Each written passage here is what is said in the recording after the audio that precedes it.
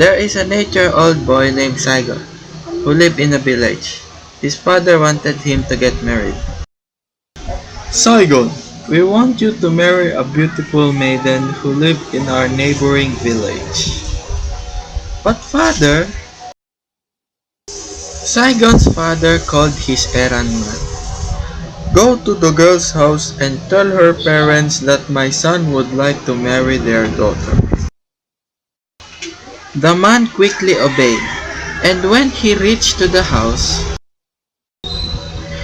he saw the girl's family sitting on the floor eating periwinkle.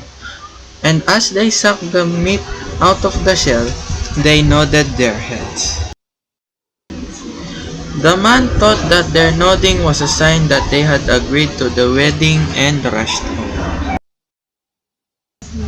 All the people at the girl's house are favorable to the union.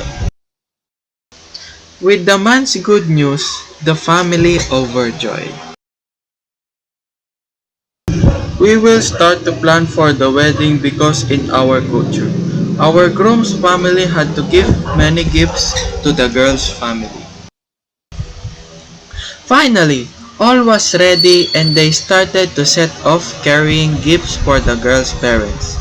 2 carabaos, 2 horses, 4 iron kettles, 16 jars of basi, 2 blankets, and 2 little pigs.